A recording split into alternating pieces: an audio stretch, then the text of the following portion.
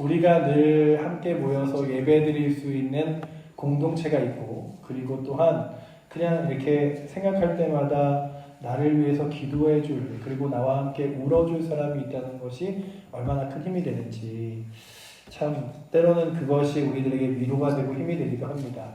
제가 예전에 교회를 다닐 때 어느 집사님이 저는 교회를 다니면서 너무 감사한 일이 많아요 이러면서 그냥 그런 변증을 쭉 하시다가 갑자기 막 대성통곡을 하시듯이 막 우시는 거예요.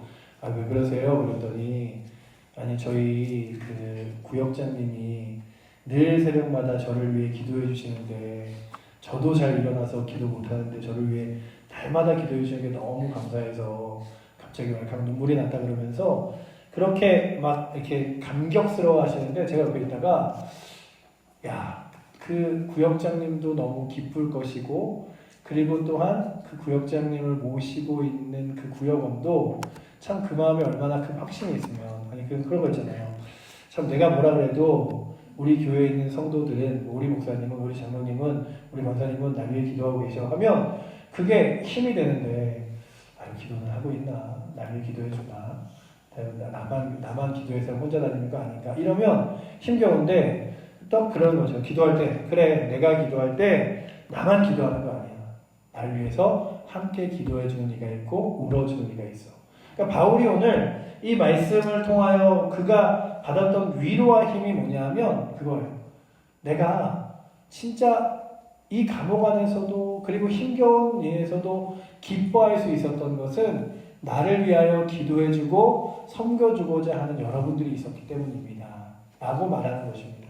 그래서 오늘 성경은 두 가지를 이야기해요. 바울의 간증과 그리고 빌립보 교회의 헌신에 대해 이야기하거든요. 바울이 자기 자신에 대해 얘기하는데 그러는 거예요. 저는요 배고파도 괜찮고요 배불러도 괜찮고 어쩔 때는 며칠씩 못 먹어도 상관없어요. 왜냐하면 내게 능력 주신 하나님이 있기 때문입니다. 그런데 그럼에도 불구하고 제가 기뻐하는 이유는 여러분들이 전에는 막 섬겨주다가 이제는 어려워서 형편이 어려워 생각만 내가 좀 도와줘야 되는데 해야 되는데 하는 일들을 다시금 시작하게 됐으니 얼마나 기쁩니까? 그리고 또한 내가 혼자 배고파도 배불러도 다 주님 은혜 때문에 감사하다고 말하지만 그러나 여러분들이 나를 도와주는 게 얼마나 큰 힘과 기쁨과 위로가 되시는지 아십니까? 이런 얘기를 하는 거예요. 제가 오늘 읽어드린 이 본문의 말씀이 바로 그런 얘기인데요. 그러니까 오늘 우리는 결코 혼자 살아갈 수 없는 사람들입니다. 그래서 함께하는 사람들이 있기에 기뻐하기도 하고 위로받기도 하는데 그냥 그런 거죠. 아니 어차피 내 주변에 친구 하나 없어도 오늘 제가 무슨 글을 읽는데 그런 얘기를 하더라고요. 고등학생들에게 주어지는 글인데요. 고등학생 여러분, 고등학교의 친구들 중에 99%는 근데 제가 보니까는 여기 칠보는 박장모님을 봐도 그렇고 중고등학교 때 친구들이 지금도 막 같이 잘 다녀서 그런데 그 도시에서 저도 이렇게 학교를 다니고 보면 99%의 사람들은 대학을 가고 다른 데 가면 대부분 한 명, 두 명 남으면 친구가 많이 남는 거지 대부분 친구가 없다 이런 얘기를 하면서 지금 그 친구들 때문에 너무 마음 아파하고 힘겨워하고 외로워하고 지쳐하고 하지 말고 함께 기뻐할 수 있는 사람하고 기뻐하고 지내야지 모든 사람하고 다 친해지고 모든 친구들하고 다 위로받으려면 힘들다 이런 얘기를 글로 써놓은 글을 읽으면서 그러더라고요. 세상에 친구들이 하나둘씩 떠나가고 나 혼자 있는 것은 당연합니다. 그리고 또한 나 혼자 지내면서 주변의 사람들과 이야기하지만 나이 드신 분들이 근데 이게 좀 동의 안 하실 수도 있지만 그 글에 이렇게 써 있었어요. 노인정에 가면 대부분 자기 자랑과 과거의 이야기들로 잔치를 벌일 뿐 그들에게 정말 서로에 대한 애정과 위로가 없는 것을 자주 보게 됩니다. 이런 얘기를 하면서 친구가 없고 주변에 사람들이 없는 게 당신에게만 있는 일이 아니라 평생 동안 있을 일이니 너무 걱정하지 말고 한 명, 두 명이라도 여러분들과 함께 할 수 있는 친구가 있으면 그것으로 위로를 받아라. 이런 글이었어요. 근데 제가 그 글을 이렇게 읽다가 조금은 동의가 되지만 또 동의할 수 없는 것 중에 하나가 이 글을 쓴 사람이 교회라는 공동체, 예수를 믿는다는 공동체에 속해 있지 않기 때문에 그렇구나. 그래서 예전에 어느 나이가 지극하신 분이 놀이터에 이렇게 앉아있는데 TV에서 인터뷰를 했어요. 여기서 뭐 하세요? 그랬더니 손주 유치원 보내놓고 기다리고 있어요. 좀 있으면 끝나는데 나올 때까지 기다리고 있어요. 뭐 주변에 아는 사람이 있는 것도 아니고, 그리고 또한 이렇게 함께 뭐 지낼 수 있는 사람들도 있는 것도 아니라 그냥 조용히 공원에서 기다리고 있습니다. 이런 얘기를 하는데 제가 그 어르신이 참 그 외로워 보이기도 하면서 그 그냥 TV에 인터뷰에 나오는 사람들 제가 그 TV를 향해서 쓸데없죠. 뭐 그 사람 들을 것도 아닌데 교회 나오시면 같이 웃을 수 있고 같이 눈물을 흘려줄 수 있고 위로해 줄 수 있는 사람이 있는데 아유 예수 믿으시면 얼마나 좋을까 이런 생각을 해본 적이 있습니다. 그러니 오늘도 여러분들이 예수를 믿어 주 예수 그리스도와 동행한다는 것만이 우리 가운데 힘이 아니라 주님과 동행하면서 함께 웃을 수 있고 함께 기도해 줄 수 있고 함께 위로받으며 힘을 얻을 수 있는 교회의 공동체가 있다는 것.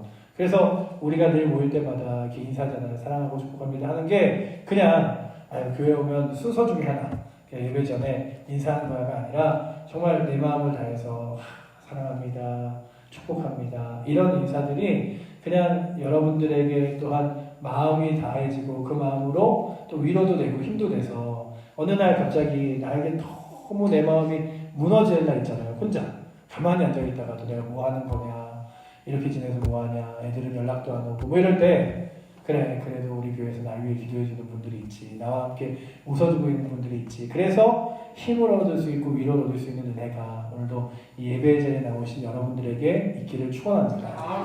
그래서 교회는요 마치 십자가와 같이 하나님과 나와의 관계로 인하여 힘을 얻고 또 수직적인 관계인 성도와 성도의 교제를 통하여 또한 위로를 받습니다. 그러니 교회 안에서 나 혼자만 지낸다는 게 참 똑똑한 게 아니에요. 그 교회를 다니다 보면 아주 큰 교회를 다니시다가 작은 교회를 오셨던 분들이나 교회 안에서 여러 가지 상처를 받으셨던 분들이 그냥 교회를 안 다닐 수는 없어서 예배만 끝나면 그냥 슉 집에 가버리시고 그냥 예배 끝나면 그냥 아무도 없이 그냥 이렇게 지내시는 분들이 때때로 있어요. 그러면 그런 분들을 볼 때마다 교회에 대해서 교회 공동체를 절반만 모시는구나. 교회 공동체. 그래서 막 전도회 같은 데도 이렇게 태가족 중에서 그런 거 있잖아요. 여전도에 들어오세요. 무슨 뭐 이렇게 모임에 구역에 들어오세요. 이러면 저는 그런 활동 안 합니다. 그런 활동 강요하시면 저 이 교회 못 나옵니다. 이러는데 그런 활동의 강요가 아니라 그런 모임들을 통해서 믿음이 더 끈끈해지고 힘이 써지는 건데 그런 모임을 통해서 위로받고 힘을 얻는 건데 그런 모임들이 점점 없어지면 뭐가 되냐면 그냥 나 혼자 앉아서 예배 드리고 그러니까 어느 날 교회가 너무 가기 힘든데 인터넷을 틀었더니 기독교 방송에서 설교를 해요. 예배를 드리고 실험을 보죠. 그러면 그 자리에 앉아서 그냥 교회 가서 예배를 드리나 여기서 예배를 드리나 헌금 이야기하는 거 그 밑에 있는 계좌번호 보고 보내면 되지. 그러니까 교회는 그저 온라인으로 설교를 들을 수 있는 자리. 그래서 말씀을 듣는 게 교회가 아니라요. 함께 모여서 예배를 드리고 함께 모여서 삶을 나누고 함께 모여서 살아계신 하나님을 함께 찬양하고 영광 돌리는 게 굉장히 중요한 일입니다. 그래서 우리 가운데 그 코로나 시절에 잃어버렸던 것 중에 하나가 함께 모이는 모임이에요. 성경에 어떤 이들이 말하는 것처럼 모이기를 패하는 자들의 습관과 같이 너희가 그렇게 하지 마. 마지막에 가까울수록 그렇게 하지 마라라고 말씀하신 것처럼 마지막에 되면 더 우리가 코로나를 겪었듯이 모이기 힘들어질 수도 있어요. 하지만 그럼에도 불구하고 우리가 이런 모임의 자리, 함께하는 자리, 기도해주는 자리의 소중함이 분명 있어야 되는 줄 믿습니다.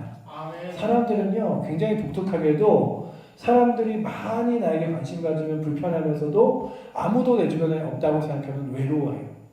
근데 바울에게 있어서 바울은요 자신이 일체의 비결을 배웠대요. 일체의 비결이 뭐냐면 혼자 있어도 함께 있어도 배불러도 배고파도 괜찮습니다라는 일체의 비결이에요. 그런데 바울이 그런 얘기를 하죠. 여기 보시면 11절에 내가 궁핍함으로 말하는 것이 아니라 어떤 형편이든지 나는 자족하기를 배웠노라. 감옥에 있어도 만족할 수 있고 그냥 있어도 만족할 수 있고 그래서 바울이 이 궁핍함으로 말하는 것이 아니라는 얘기가 뭐 하냐면 너희가 나를 더 도와줘야 된다 이런 얘기를 하는 게 아니라 내가 지금 며칠을 굶어도 사실 상관이 없고 아무와도 내가 이야기할 수 없어도 상관이 없다. 왜냐하면 나에겐 하나님 계시기 때문이다. 그런데 그럼에도 불구하고 여러분들이 저와 함께 있을 수 있어서 힘이 되는 건 내 기쁨이 되고 위로가 되고 함께 할 수 있기 때문이다라고 하는 거죠. 그렇다면 오늘도요, 교회 안에서 있는 가장 큰 힘 중에 하나가 뭔지 아세요? 함께 기도를 하고 함께 말씀을 나누는 거예요. 이게 왜 힘이 되냐면 제가 정말 저 혼자 가지고 있는 기도 제목이 있었어요. 기도 제목이 있는데 어느 날 그런 이 기도를 여러분들 좀 같이 해주세요. 그래서 기도를 어느 날 다 같이 하기 시작했어요. 그러다가 어느 날 여러분들 제가 간증할 얘기가 있는데 전에 기도 부탁하신 그 기도가 이렇게 응답이 됐습니다. 그러면 여러분들 중에 또 목사님은 저렇게 뭐 기도가 응답이 되고 그게 아니라 그래도 나에게도 그 기도의 지분을 하나님이 주시고 함께 기뻐할 수 있게 하시는구나. 그래서 기도는요, 나눠서 쪼개서 서로 할수록 이게 배 아파지는 게 아니라 기뻐지고 힘이 써지고 능력이 되는 줄 믿습니다. 그래서 여러분들이 함께 나누셔야 돼요. 기도도 말씀도 함께 나누셔야 되는데 바울에게 있어서 그게 힘이었어요. 근데 어떤 바울에게 또 더 큰 힘이 있었냐 하면 일단 빌립보 교회 사람들 자체가 주님 안에서 기쁨이 됐어요. 빌립보 교인들이 주님 안에서 기쁨이 됐어요. 그래서 오늘 우리들도 이 교회 공동체라는 것이 그냥 내 만족이 아니라 주 안에서 함께 기뻐할 수 있는 거룩한 공동체 되기를 축복합니다. 참 교회 공동체가 있어 너무 좋다. 그래서 주일날 오시면 그냥 이렇게 예배의 자리가 너무 따뜻하지 않으세요? 이렇게 다 이렇게 앉아 있으면 성가대가 쫙 성가대 가운을 입고 준비하고 있고 저 방송실에서는 막 이렇게 화면을 막 띄우고 있고 밑에서는 식사를 다 준비해 놓고 이렇게 기다리고 있고 주중에는 청소가 싹 돼 있어서 예배에 딱 앉으면 그러면 이제 찬양이 들리고 말씀이 들리고 그리고 다 같이 내려가서 같이 맛있게 먹을 수 있는 식사가 있고 또 그렇게 함께 삶을 나눌 수 있는 성도들이 있는 거. 그러니까 바울이 그렇게 자기 자신이 편지를 주고받을 수 있는 성도들이 있는 게 참 기뻤는데 그 중에 기쁜 게 뭐였냐 하면 어느 순간 멈춰있는 일들이 있었어요. 빌립보 교회에. 뭐냐면 구제와 섬김의 일들이 빌립보 교회가 어려워지니까 이거 이제 힘들어서 못하겠다 이렇게 있었어요. 그런데 빌립보 교회 교인들에게 뭐만 있었냐면 마음만 있었어요. 그렇잖아요. 우리도 우리가 다 잃어버려도 그런 마음들 있잖아요. 내가 더 기도해야 되는데 더 예배의 자리에 나와야 되는데 근데 성도들의 마음속에는 동일하게 그런 마음이 있습니다. 여러분들이 생각하기에 주일에 한번 왔다가 그냥 집에 가시는 성도들은 그냥 교회 오기 싫어하나 보다 이렇지만 성도들의 마음 그 깊은 심령에는 뭐가 있냐 하면 하나님을 향한 열정이 있어요. 그래서 그 마음들을 그냥 마음에서 이렇게 표출하지 못해서 그렇지 내가 더 기도해야 되는데 더 말씀 읽어야 되는데 더 예배해야 되는데 이게 없는 성도가 없어요. 그래서 교회 오면은 하나님 앞에 부끄러운 거예요. 하나님 앞에서 저 주일 예배 이번 주에 왔어요. 이 정도면 더 잘하는 거 이러지 않는 이유가 뭐냐면 내 마음속에 주를 향해 더 해야 된다고 여기는 마음들을 주셨기 때문이에요. 근데 빌립보 교인들이 그랬어요. 더 많은 사람들도 섬기고 바울도 섬기고 싶은데 그게 마음만 있었어요. 그래서 10절 보시면 이렇게 써있죠. 생각은 하였으나 기회가 없었느니라 라고 되어 있죠. 그렇게 생각은 하고 있었는데 그럴 기회가 없었던 거예요. 우리들에게도요. 어떤 게 필요하냐 하면 기도도 그렇고 예배도 그렇고 믿음의 삶도 그렇고 전도도 그렇고 우리가 스스로 무엇을 만들어야 되는 기회를 만들어야 돼요. 이건 기도예요. 그러니까 여러분들 잘 보세요.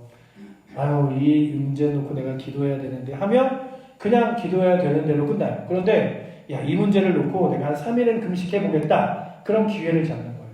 내가 이 문제를 놓고 새벽에 한 10일은 새벽 예배 나가봐야겠다. 이런 기회가 되는 거예요. 그래서 여러분들이 주를 위하여 어떤 마음의 작정함을 가지고 기회를 잡으셔야 되는데 혹여나 여러분들이 걱정거리가 있거나 아니면 기도 제목이 있으면 그걸 그냥 걱정으로 만들지 마시고 기회로 잡으셔서 이걸 나의 기도의 기회로. 그래서 예전에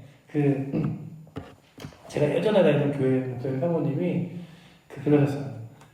수능이 정말 많은 분들 학부모들에게는 예수를 뜨겁게 믿을 수 있는 기회다. 그래서 그 교회는 그 수능 100일 전 기도회를 해서 막 목사님이 그 고3 수험생들 부모님들 재수생들 부모님들은 다 새벽 예배 나와라 막 이런 얘기를 하셨는데 제가 속으로는 그랬어요. 이게 무슨 불교 뭐 이런 데서는 100일 기도회도 아니고 새벽 예배 막 간절한다 애들이 열심히 해야지 뭐 이런 마음이 있었는데 그런데 그 목사님과 사모님의 마음속에 더 깊은 마음은 뭐가 있었냐면 이것을 기회로 삼아서 새벽의 자리를 시작하고, 이것을 기회로 잡아서 기도의 자리를 시작하고, 이것을 기회로 잡아서 하나님 의지하는 것을 시작하면 그게 바로 습관이 되고 기회가 된다. 그러니 여러분들도 저도 기회를 잡아야 되는데, 이 빌립보 교인들이 어떤 기회를 잡았냐 하면 멈춰있던 것들을 다시 하기로 했어요. 그래서 오늘 말씀에 이렇게 써있죠. 우리 10절 말씀 한번 같이 읽어볼까요? 10절 함께 읽겠습니다. 내가 주 안에서 크게 기뻐함은 너희가 나를 생각하는 것이 이제 다시 싹이 나니 너희가 또한 이를 위하여 생각하였으나 기회가 없었느니라.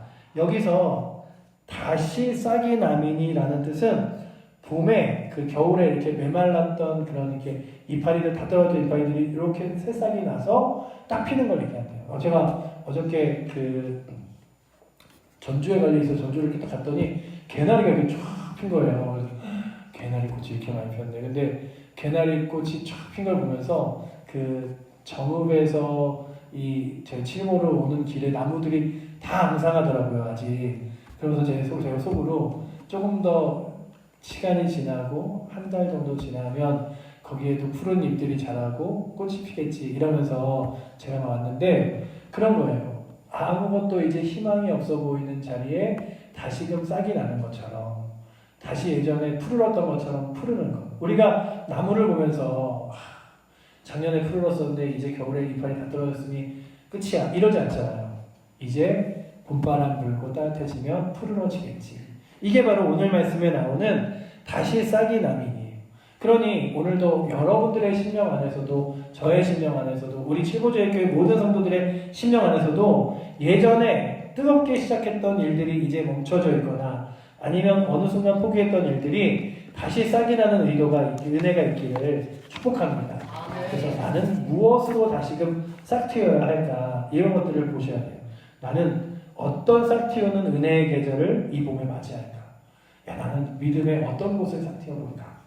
그래서 저는 사실은 아주 예전에는 굉장히 좋아하던 꽃이 목련꽃이에요. 목련꽃이 가장 먼저 피기도 하고 이쁘기도 한데, 근데 이제 가장 좀 아쉬운 것 중에 하나가 제일 먼저 떨어져서 추해지어서 그러는데, 근데 이제 어느 순간 꽃들이 다 이뻐지면서 보는 건 참 봄이 되면 마치 봄을 기다렸다는 듯이 다시금 웅크려 있다가 펴지는 것. 그렇다면 오늘도 우리 칠보제일교회 모든 심령들 마음에, 그리고 오늘 이 자리에 나오신 여러분들에게 다시 한번 봄에 기쁨의 색상들과 꽃들이 피어나는 은혜가 있기를 축복합니다. 한 장로님이 젊은 시절에 함께 신앙생활하던 친구를 수십 년 동안 이렇게 마음을 품고 기도를 했대요. 그리고 연락처도 없고 연락이 끊겼다가 어느 날 SNS를 통해서 그 친구를 다시 찾게 됐대요. 그래서 그 친구에게 그 문자를 하나 장문으로 남겼대요. 그러면서 이제 그 장문의 편지에 답장이 왔는데, 그 답장이 뭐라고 하냐면 30년이 지나도 나를 기억해 준 사람이 있다는 것, 그것이 내 인생의 겨울을 녹였습니다. 그러니 참 우리는 누군가가 나를 기억해주고 그리고 나를 생각해준다는 것에 때로는 위로를 받습니다. 저 사람 나를 위해 기도하고 있었어?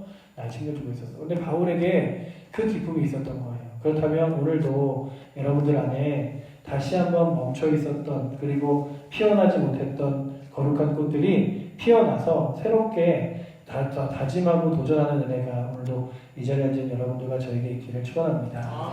그게 바로 오늘 말씀의 시작인데요. 바울이 그러면서 스스로 얘기하는 거예요. 내가 뭐 더 달라 그러는 얘기가 아니다. 바울이 계속 강조하는 거예요. 너희가 나에게 주어서 고마운 게 아니라 그 마음을 하나님이 주신 것에 감사하고, 나는 어떻게 살아갈 수 있냐 하면 나는 가난해도 부해도 살아갈 수 있다. 그래서 바울의 현 시점은요, 감옥에 있었고요, 외로웠었기 때문에 기뻐할 일이 아무것도 없었다고 써 있습니다. 그럼에도 불구하고 바울이 기쁨의 언어를 쓸 수 있는 것은 하나님 때문이었죠. 그래서 오늘 이 성경에 나오는 자족이라는 것은 어떤 뜻이냐면요, 내면에서 만족하는 상태라는 뜻이에요. 그러니까 이게 외부적으로 오늘 배불리 먹어서 너무 좋아. 오늘 누가 나를 위해서 좋은 말 해줘서 너무 좋아. 누가 나에게 이쁘다고 해서 저거 너무 좋아. 막 이런 거 있잖아요. 이렇게 왔는데 오늘 왜 이렇게 이뻐? 막 이러면 그래? 막 이런 외부적인 게 아니라 내 마음의 내면에서부터 우러나는 기쁨 때문에 기뻐지는 것. 그렇다면 여러분 안에 주 예수 그리스도가 주인 되셔서 여러분 안에 있는 주 예수 그리스도 때문에 기뻐하고 감사할 수 있는 은혜가 오늘도 이 자리에 앉은 여러분들과 저에게 있어서요. 그 주님으로 인하여 기뻐하시기를 축복합니다. 그게 바로 기쁨이죠. 그래서 바울이 나는 비천에 처할 줄도 알고 풍부에 처할 줄도 안다고 말하면서 이 일체의 비밀을 배웠다고 말하는 것이 이 비밀이 뭐냐면 주 예수 그리스도가 내 안에 계시다라고 하는 고백을 하는 겁니다. 그렇다면 오늘도 이 자리에 앉아있는 여러분들과 저도 주 예수 그리스도가 우리 안에 있어서 주님과 함께 동행해야 되는데 오늘 말씀 중에서 가장 사람들이 잘 알고 있는 말씀이 13절이에요. 우리 13절 말씀 한번 같이 읽어보도록 하겠습니다. 내게 능력 주시는 자 안에서 내가 모든 것을 할 수 있느니라. 아멘. 이거 늘 이렇게 외우고 다니셔도 돼요. 빌립보서 14장 13절 413에서 내게 능력 주시는 자 안에서 내가 모든 것을 할 수 있느니라. 근데 이게요, 나는 뭐든지 성공할 수 있다 이런 긍정적인 심리학으로 말하는 게 아니라 이런 뜻이에요. 나는 어떤 상황에서도 복음을 하나님 나라를 감당할 수 있다 이런 뜻이에요. 그러니까 바울이 얘기하는 건 뭐냐면 나는 성공할 수 있어, 잘 될 수 있어. 왜냐하면 주님이 나랑 함께 하신다고 했었으니까. 이게 아니라 내가 어떤 상황에서도 주를 위해 살아가는데 나를 뒤흔들 것이 없다 라고 고백하는 거예요. 그렇다면 여러분들 우리 가운데 얼마나 삶을 살아가면서 낙심할 거리가 많습니까? 때로는 제가 전에 있던 교회에 청년 하나가 그 공포증이 많아요. 그래서 와 교회 와서 막 이러는 거예요. 저한테 목사님 혹시 들어보셨어요? 후지산이 화산이 일어나면요 우리나라 뭐까지 서울까지 덮을 거래요. 막 이런 얘기를 하는 거예요. 야 그게 뭐 근데 그게 뭐 일어난대? 막 뭐 방송도 보셨어요? 막 그러면서 저한테 막 링크 같은 거 보내갖고 막 후지산이 무슨 뭐 이렇게 지진이 일어나려고 하고 있다 막 이런 걸 보내주고 그러더니 그 다음 한 2주 뒤에는 무슨 백두산에 화산이 폭발할 거예요. 막 이러면서 막 그런 걸 보내주는데 그 청년에게는요 늘 불안한 게 전쟁 나면 어떡하나, 화산이 터지면 어떡하나, 지진 나면 어떡하나. 이게 진짜 해서 혼자 막 머릿속으로 그려보는 거예요. 그러면 집에 그래도 비상식량을 좀 챙겨놓고 언제 엄마 있는 데를 가서 엄마를 만나고 아버지를 데리러 가고 뭐 그 걱정 안 해서. 근데 우리가 그런 걱정 안에 사로잡히면 그런 거죠. 엘리베이터 타면 엘리베이터 멈추면 어떡하나, 뭐 가는데 차 사고 나면 어떡하나. 그러니 아무것도 할 수 없는 거예요. 그런데 오늘 우리 안에서 이 성경이 말하고 있는 것은 무엇이냐 하면 그런 외적인 것들로 낙심하기 시작하면 다 걱정거리가 되는 거예요. 아니 이 나라는 왜 불이 나고 그래? 이 나라는 또 어떻게 되려고 그래? 뭐 하려고 그래? 나는 어떻게 하려고, 우리 집은 어떻게 하려고 그래? 여러분들 전에도 한번 말씀드렸지만 자녀가 둘이 있는 집에, 아들 둘이 있는 집에 하나는 집신장사도 하나는 우산장수인데 그 사람이 하루는 날이 쨍하면은 우산장수 아들 생각해서 슬퍼하고 하루는 그 날이 흐리면은 집신장수 아들 생각해서 슬퍼하고 그러니 날마다 웃을 일이 아무것도 없는 거예요. 그리고 그는 그 컵에 있는 물을 보면서 절반을 보면서 절반밖에 안 남았네.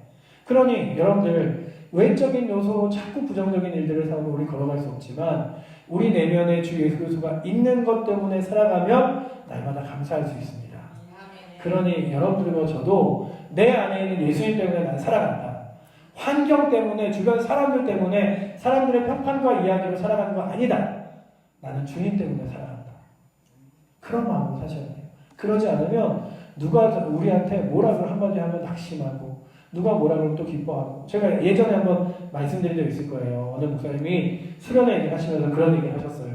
청년 하나가 아주 뜨거운 열정으로 수련회를 왔습니다. 그 청년이 말씀을 들으며 막 울고 또 기뻐하고 감사하며 그날 너무 큰 은혜를 받았대요. 그리고서는 이제 숙소로 돌아가는 길에 막 그 청년들 막 몇천 명씩 수련회하는 게 있으니까 그 수련회를 돌아가는 길에 그 다른 청년하고 이게 탁 어깨가 부딪혔는데 지나가던 그 청년이 뚱뚱하게 이러면서 지나간 거예요. 그러니까 머릿속에서 그 은혜 받은 기억은 다 사라지고 내가 이렇게 뚱뚱해? 못생겼어? 이러면서 그날 밤을 그냥 그 들은 말씀 하나도 생각 안 나고 그냥 그걸로 그냥 속상해서 내내 지냈대요. 그러니 여러분들 외적인 모습으로 우리가 기뻐하고 슬퍼하기 시작하면 끝이 없어요. 내가 아무리 좋은 것들을 한들 나보다 더 좋은 거 하는 사람이 있다는 가운데 없겠습니까? 오늘 막 내가 신차를 뽑았어요. 너무 좋은 차를 뽑았어요. 막 1억짜리 차를 뽑았어요. 이 정도 차를 타고 다녀야 그래도 내 어깨는 피고 살지. 근데 그 옆에 2억짜리 차를 또 뽑은 친구가 야, 너 그 차밖에 못 사? 하는 순간 제 차, 우리 차는 쓸데없는 차가 되는 거예요. 그러나 우리 가운데 아무리 통통통통 거리는 거를 차도 그래, 내가 타고 있는 차가 아무리 후지면 뭐하냐. 내 안에 예수님이 계신데 내가 가는 곳이 바로 주님과 함께 가는 곳인데 하면 위로를 받을 수 있는 거예요. 그렇다면 오늘도 이 자리에 앉아있는 여러분들이 내게 능력 주시는 자에서 내가 모든 것을 할 수 있느니라 주님과 함께 하기 때문에 나는 내면에 늘 만족함으로 감사함으로 살아간다는 마음으로 힘있게 살아가실 수 있기를 축복합니다. 바울이 그런 얘기를 하는 거예요. 나는 사실은 주님 때문에 내게 능력 주시는 분 때문에 살아갑니다. 그러나 여러분들이 주신 것이 별거 아니라는 얘기가 아니라 그러면서 이제 마지막 14절을 이야기하는 거예요. 함께 읽겠습니다. 그러나 너희가 내 괴로움에 함께 참여하였으니 잘하였도다. 그러니 바울은 만족하고 있었지만 그럼에도 불구하고 힘겨움이 있었을 거 아니에요. 뭐 내가 다 자족한다고 해서 육신의 고통이 없어지는 것도 아니고 바울이 늘 가지고 있는 질병이 있었잖아요. 질병. 그 질병 때문에 그리고 감옥에 갇힘 때문에 외로움 때문에 있었던 그가 예수님 때문에 다 위로받을 수 있었지만 그 짐을 함께 지는 사람이 있어서 또 위로가 됐던 거예요. 우리들도 마찬가지입니다. 아유 주님 때문에 살아가지 하지만 여러분들의 함께 마음 써주는 사람들과 함께 살아가는 거예요. 그렇다면 오늘도 저희도 그런 사람이 되어지기를 축복합니다. 여러분들의 마음을 여러분들 안에만 이렇게 가둬두지 마시고 그 마음을 쪼개서 나눠주세요. 옛날에 말 있잖아요. 사랑은 참으로 나누는 거 뭐 이래갖고 뭐 이렇게 사랑은 쪼개고 나누면 다시 하나가 되고 또 쪼개고 나누면 다시 하나가 되고 더 커진다고 그런 사냥이 있듯이 오늘 우리들도 우리 안에 있는 사람 나눠줘도 내 안에 궁핍함이 없다. 왜냐하면 내가 받은 사랑은 내가 소유하고 있는 사랑은 주 예수 그리스도가 주신 온 세상보다 더 큰 사랑이니 아무리 나눠줘도 그 위에 목마름이 없다. 여러분들 그 수가성의 여인이 늘 목말라 하잖아요. 그때 예수님이 그러잖아요. 내가 주는 물을 마시면 다시는 목마르지 아니하리라. 그렇다면 오늘 다시는 목마르지 아니할 귀한 사랑의 샘물을 마신 여러분들이 그 사랑의 샘물을 그저 혼자 가지고 계시는 것으로 끝나는 것이 아니라 나눠주고 나눠줘서 누군가의 괴로움에 또 나눠줄 수 있고 누군가의 고통에 나눠줄 수 있고 누군가의 힘겨움에 나눠줄 수 있어서 그 고통과 힘겨움을 같이 짊어지고 걸어갈 수 있는 은혜가 있기를 축원합니다.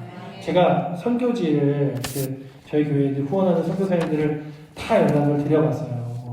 여기 한국에 계신 분들도 그렇고 이 미얀마의 이재희 선교사님, 아프리카 우간다의 김복희 선교사님 다 연락을 드렸는데 연락을 드리면서 저희 교회에서 이제 열심히 기도도 해드리려고 합니다. 그랬더니 막 사진도 보내주시고 선교 편지를 이렇게 다 보내주셨어요. 보내주시면서 제가 들었던 생각이 그분들이 그저 돈만 바라는 게 아니었구나. 그분들에게 어떤 사역을 하고 있는지 함께 기뻐할 수 있는 사람도 필요하고 그리고 또한 기도해주는 사람도 필요했구나. 왜냐하면 그분들이 한번 이렇게 저희가 기도하겠습니다 했더니 간간히 사진들을 보내주시더라고요. 이런 일을 했습니다. 그러면서 밑에다가 이거 도와달라고 하는 게 아니라 그냥 이런 일 하고 있는 거 아시면 좋을 것 같고 함께 기도해 주시면 좋을 것 같아요. 그러니 여러분들 사람들에게 도움은 재정만이 아니에요. 그냥 그 사람에게 돈 얼마 주는 것만이 도움이 아니라 마음을 써주고 관심 가져주고 사랑해주고 하는 것이 그런 도움이라 선교사님들이 그래서 제가 선교사님한테 받은 그런 사진들하고 그런 선교 편지가 많아서 한 달에 한 번씩은 그렇게 성도님들하고 나누기도 하고 기도 제목도 올리고 화면으로도 보여드려야겠다 생각하면서 느낀 게 그분들도 누군가의 관심을 함께 기도함을 더 기다리고 계셨겠구나. 그렇다면 오늘도 이 자리에 있는 여러분들도 그렇잖아요. 누군가가 나에게 힘드세요, 어려우세요 한번 하면 그것으로 위로되듯이 여러분들에게도 그런 풍부한 마음이 있어서 누군가에게 마음을 써줘서 누군가의 괴로움을 덜어주고 위로받을 수 있는 그래서 오늘 말씀에 써있는 대로 내 괴로움에 함께 참여하였으니 잘하였도다. 그래서 여러분들 나도 힘든데 나도 어려운데 뭐 누구까지 생각해 그게 아니라 우리는 힘들지만 어렵지만 함께 그 어려움을 짊어지고 갈 수 있는 사람으로 그들을 위로해주고 힘을 줄 수 있는 은혜가 오늘도 이 자리에 앉아있는 여러분들과 저에게 있어서 여러분들 때문에 누군가가 조금이라도 힘을 얻고 조금이라도 위로를 받는다면 그것이 참 내 기쁨이다라고 여기며 걸어갈 수 있는 은혜가 예수 그리스도와 함께 동행하는 여러분들 그리고 우리 최고의 교회 모든 성도들에게 넘치기를 축원합니다. 기도하겠습니다. 사랑의 하나님 감사합니다. 바울은 감옥에 있었지만 그 바울을 생각하고 또 재정적인 후원을 보낸 빌립보 교인들을 아버지 고마워하며 이 편지를 씁니다. 그들에게 어느 순간 멈춰져 있었던 사랑의 섬김이 새롭게 시작된 것처럼 우리 안에 멈춰져 있는 아버지 하나님 믿음의 일들이 다시금 일어설 수 있도록 다시 회복될 수 있도록 좀 붙들어 주시고 아버지 하나님 우리와 함께 고통스러워하고 힘겨워하는 성도들 그리고 세상을 향하여 함께 손을 내밀고 그 괴로움에 함께 동참하며 나아갈 수 있는 은혜도 우리 가운데 허락하여 주시옵소서. 또한 우리의 심령 가운데 주님 찾아오사 우리의 심령이 내게 능력 주시는 자 안에서 모든 것을 할 수 있는 고백과 함께 주님과 함께 힘과 위로를 얻으며 걸어갈 수 있는 거룩한 은혜가 우리의 심령 가운데 세워지도록 주님 역사하여 주시옵소서. 오늘도 우리의 심령을 충만케 하시는 살아계신 예수 그리스도 이름으로 기도드립니다.